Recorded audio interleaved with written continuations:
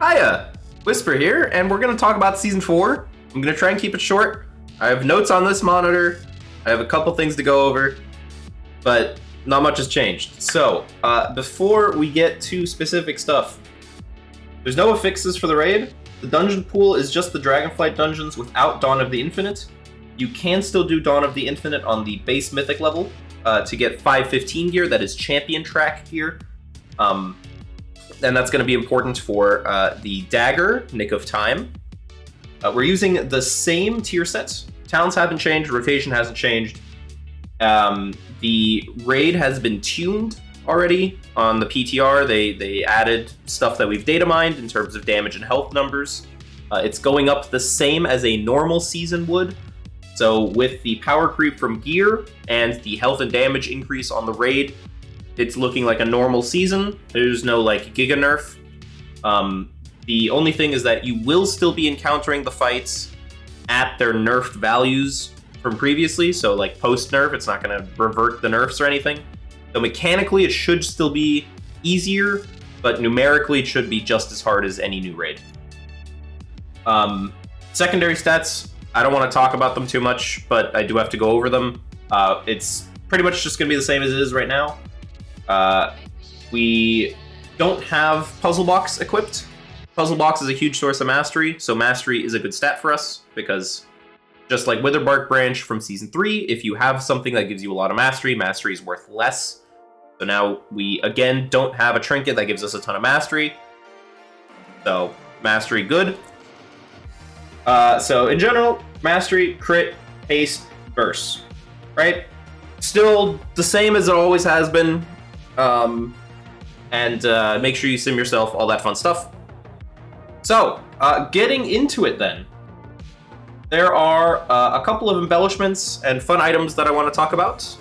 And then we'll go over the setup for the raid and the setup for M+, and we'll be done. So, fun items. There are a couple of interesting stuff. Flaring Cowl might be in contention again. It is quite good. So, I guess the first thing we need to talk about is the thing everybody's been talking about, which is this ring. This ring is a 528, the same as every other ring, minus the 535. But the 528 ring, Seal of Diana's Chosen, it has the full stat value of a normal ring, but it does fire damage on top of it. And that's literally all it is, which is why you will typically be seeing some sort of fire damage to proc this. Flaring Cowl comes up a lot. Flaring Cowl is close in single target and an AoE. If you want to craft it, craft it. You'll also see this coming from a Shadow Flame tempered armor patch. So we are running blue silken lining on both. However, if you have the ring, you can run a rolling Shadow Flame. It is okay. So that is an easy craft. If you're going to craft the bracers or the belt either way, you can just swap these in and out versus needing to give out your entire head slot, right? So that's an easy swap you can make.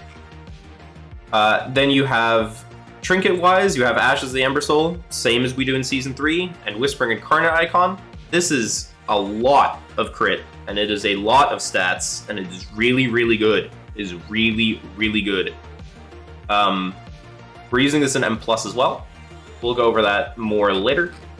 And then in terms of daggers, doesn't really matter what your main slot is. I just put a Cruel Dream Carver in here because some minor added bonus, right? But realistically, doesn't matter which one of these it is. As long as it's a 528 dagger, you want the highest item level dagger in your main hand. That is the most important thing. The effect on Cruel Dream Carver does not give any damage. So if you don't care for the little bit of extra bonus, that's it. That's all you need to do. 528 dagger, good to go. Your offhand will still be a Nick of Time. You will need to farm Mythic 0 for this. It's about 0.5% better. If I check my notes, yeah, 0.4, 0.5% better. Everywhere, including M+, at 515 item level.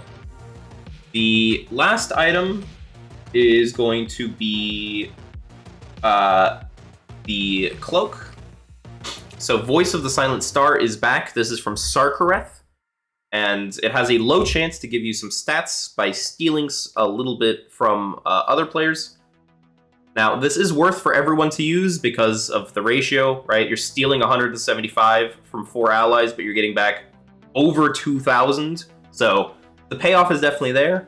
The thing that will put this in contention, though, is that it does not have any stamina. And the fact that it doesn't have any stamina makes this a pretty questionable pick for Mythic Plus especially. In raids, it's probably going to be fine, especially on farm. But in Mythic Plus, stamina is really important because you don't want to get one-tapped. And the damage from this, while it is more damage, it's not more in any respect that's, like, insane. So I've included it here, but in Mythic Plus, you will most likely still want to get a cloak that has stamina on it just for the health. Because the effect here isn't all that impressive. That should be all of it. This ring is 535. Thing to know about this ring is that while it does have a special effect, we don't really care about the special effects. It is okay, but we're only caring about this ring because it's higher item level than any other ring. That is the only thing. It's higher item level means more stats. Same goes for the seal. You can use it, and again, you would want to grab a Flaring Cowl or a Rolling Shadow Flame. But you don't have to proc the fire damage on this, right? I wanna make it clear that this is a very small increase, the same as the cloak. They're all good, and you will want to play around this if you're min-maxing to the teeth. However, this is a 528 ring, just like any other 528 ring. You can wear a 528 ring, go double blue silk lining, and everything's fine. This will also depend on how high of an uptime you have on blue silken lining. So for single target, which we'll go to now, for single target here, same talents, same everything, everything's fine. I'm running double blue silk lining, and that's because I have it set at 50%. If you have it set lower, blue silk lining will be worse, and you'll probably take a rolling shadow flame, or you'll take a flaring cowl, and then play around the seal. There's a lot of moving parts here. This is a trinket comparison. You'll see having an on use, still crazy good, and a Whispering Incarnate icon, still crazy good. Now, Dragonfire Bomb Dispenser does help proc the ring, so that's something to know. Any fire damage does help proc the ring.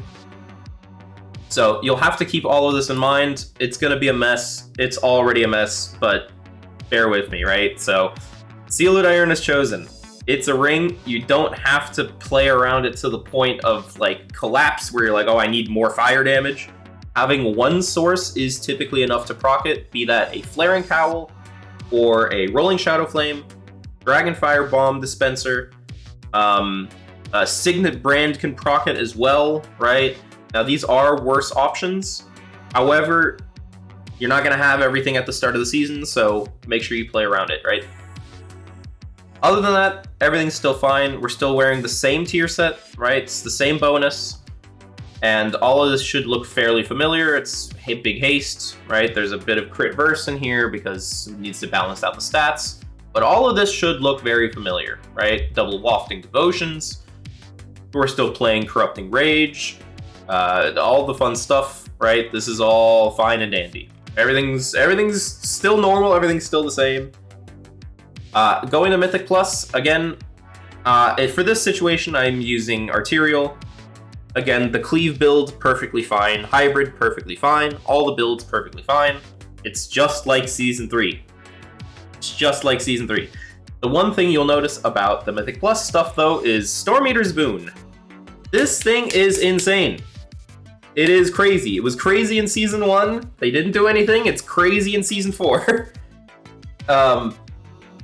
It didn't get nerfed once because people were still using it in Season 2. Like, at the end of Season 2, they were still using the Season 1 version. So it did get nerfed a little. But holy, and you'll see very quickly, is not even close. Compared to an Ashes, this is 2% worse than Dungeon Slice. It's crazy. Storm Eater's Boon, ridiculous AoE. If you don't care for the AoE, obviously, and you're playing for boss damage, you can go back to Ashes. that is a choice you'll have to make. But for the overall damage of a key, Storm Eater's Boon is correct. So you'll definitely want to get one of those if you're trying to pump those numbers. Double Blue Silk Lining, you can get very high Blue Silk Lining uptime in Mythic Plus. I looked at some logs from high-ranked players, plus 28s, plus 27s, right? And they were getting anywhere from like 65 to 85% Blue Silk Lining uptime. It's super volatile, depends a lot on the key. So you'll want to check yourself on that with logs.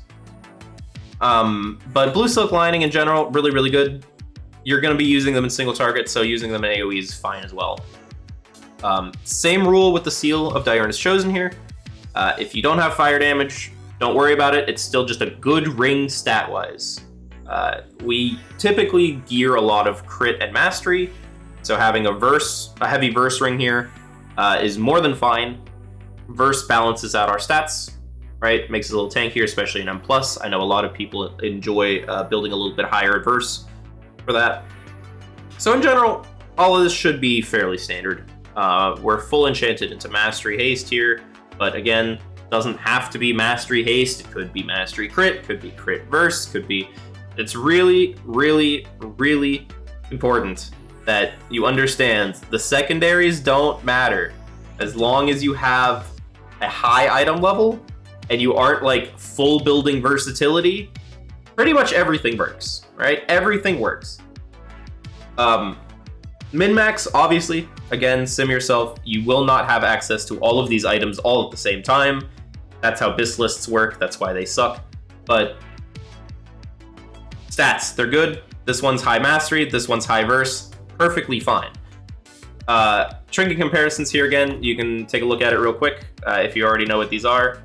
This one, I am simming all the buffs. So even with all the buffs, it is very behind. Pips obviously sucks too, because it's just Incarnate Icon, but worse.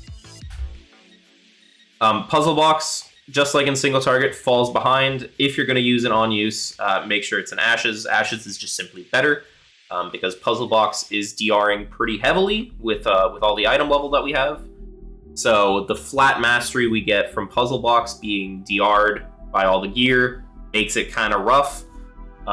But Ashes giving primary stat doesn't DR. Primary stat, banger.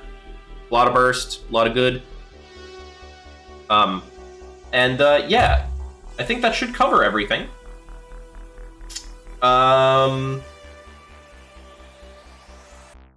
Trinket-wise, I just want to say that Grief Torch is also acceptable, especially if you have people that are prone to dying, you know what I mean? Give them a little bit of a reset, wink wink. Call to Suffering can be okay if you drop one, but again, Incarnate Icon, strictly better. Signet Brand can also be good over the Incarnate Icon, but only in single target if it's a really long fight. If you're doing like an 8-minute fight, Signet Brand is going to be very good. If you're doing like a 5-minute fight, Signet Brand is going to be not very good.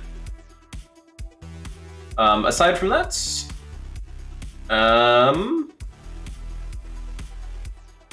I think that should cover everything. If you have questions about it, leave them in the comments. I will try to maybe do another video with some questions from people, just to clear up some confusions, because chances are, if you have a question, other people have the same question. So that's good stuff. And I will try to make a video if anything else comes out. Obviously, I'm going to update as nerfs and buffs happen, so all of that stuff should be good. I'm looking forward to making more content. It's been a while. At this point, you can leave. I'm just going to talk a little bit about what my plans are and my rambles. So I will not be playing Season 4. I already progged all of these raids, and Faded in Shadowlands, the Season 4 Shadowlands, was rough. And it was pretty bad. So I'm going to be taking the time to not play Season 4 to avoid some burnout. I'm still updating all the guides, right? I'm still doing all the sims, I'm still updating all the pins and Raven holds and all that fun stuff. So I'm not going anywhere, I'm just simply not playing the game. The good thing is that Season 4 changes basically nothing. So all of the content that I made for Season 3 is going to be pretty much good to go. So I don't need to re-record any of that. That's just all still going to be relevant, right? In Mythic Plus, accelerating your opener, right? Like all that stuff, talking about the different builds, talking about how to use your cooldowns together. That's all still the same. So chilling on that one, not much of an issue there.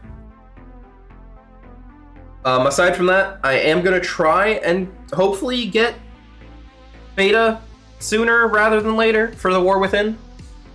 And I will be making videos talking about the War Within hero talents for Assassination when those get revealed. Alpha should be coming out soon, according to their roadmap. I can bring that up real quick.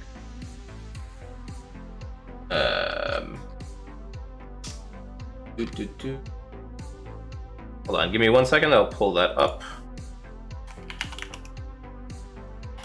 Roadmap. Yeah, okay, here we go. So, we currently have Plunderstorm, right? 10.2.6. Season 4 is coming out in 2 weeks. And the War Within Alpha is right here. Which means that the Alpha should be coming out pretty much this week or next week. I don't really know how they're going to do that, but that's what the roadmap says. And then I'm going to try and get into the Alpha if possible, but that's really rough. Alpha is very, very small, so probably beta. I will be doing reviews, obviously, as stuff gets changed and all that, but probably beta, and then I'll be focused on beta, focused on Sims, and everything will be good to go going into War Within, and that'll be good. Anyways, that's been what's up with me, and yeah. We kept it fairly short, I guess. I talk way too much, man. All right, see you guys. Bye.